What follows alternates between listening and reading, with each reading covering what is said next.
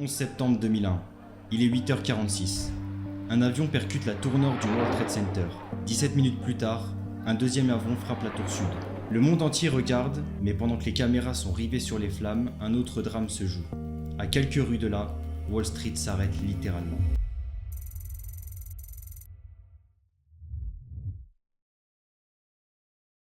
Ce jour-là, la bourse américaine ne s'effondre pas. Elle disparaît. Plus de cotations, plus de traders, plus de marché. Juste le silence. Le World Trade Center, c'était pas juste deux tours. C'était un écosystème. Une ville verticale. Des banques, des cabinets d'assurance, des sociétés de trading, des data centers. Des milliers de personnes qui faisaient tourner la machine financière mondiale. La banque d'investissement américaine Cantor Fitzgerald, par exemple, occupait les étages 101 à 105 de la tour nord. Quand l'avion frappe, ils sont tous là. En quelques minutes, 658 employés disparaissent. C'est 70% de l'entreprise.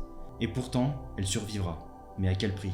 À 9h30, la cloche du New York Stock Exchange ne sonne pas. Pas de trader qui crie, pas de chiffre qui s'affiche, juste le silence. Un silence lourd, inhabituel. La bourse est fermée, et ce n'est pas une décision économique, c'est une décision de survie. Le Nasdaq, situé à Times Square, ferme aussi. Les serveurs sont instables, les lignes téléphoniques saturées, les connexions interbancaires sont coupées. Et surtout, personne ne sait si d'autres attaques sont prévues. Le Pentagone vient d'être frappé, un autre avion s'est écrasé en Pennsylvanie, le pays est en état de guerre. La SEC, Securities and Exchange Commission, prend une décision historique, suspendre tous les marchés. C'est la première fois depuis la fin de la Seconde Guerre mondiale, en 1945, que Wall Street s'arrête complètement. Si la bourse reste fermée, c'est pas juste des traders qui perdent leur job et leur argent.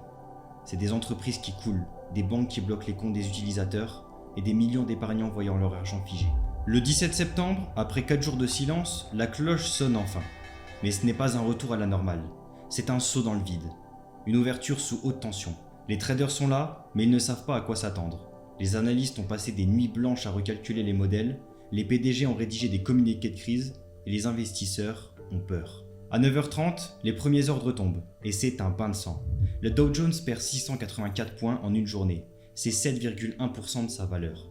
Les compagnies aériennes s'effondrent, American Airlines perd 39%, United 42%, les assurances plongent, les banques vacillent, et derrière chaque chute, des milliers d'emplois menacés. Mais ce n'est pas juste une crise économique, c'est une crise psychologique. Les marchés ne réagissent pas à des chiffres, ils réagissent à la peur, à l'incertitude, à l'idée que le monde ne sera plus jamais comme avant.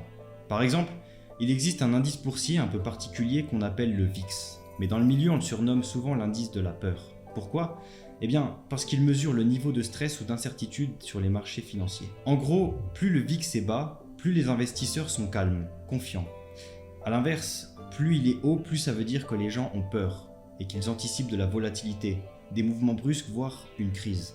Et ce jour-là, le VIX a explosé de plus de 30% en à peine une heure. C'était extraordinaire, mais dans le mauvais sens du terme. Une montée aussi rapide, ça veut dire que la peur s'est propagée très vite, comme une onde de choc sur les marchés. C'est très rare, mais quand ça arrive, c'est jamais bon signe. Car dans les salles de marché, c'est le chaos. Les téléphones sonnent sans arrêt, les écrans clignotent, et au milieu de tout ça, une question. Wall Street peut-il survivre ? Suite à ça, la bourse s'est relevée, lentement, mais des cicatrices sont là, invisibles, mais profondes. Des entreprises ont disparu, des familles ont été brisées, et la peur est restée. Le 11 septembre a changé la finance.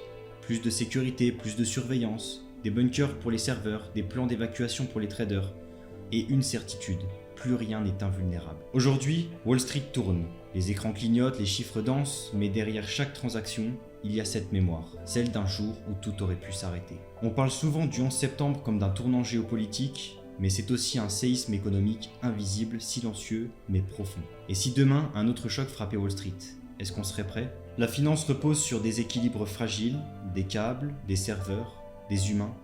Et parfois, il suffit d'un matin, d'un avion, d'un silence, pour que tout bascule.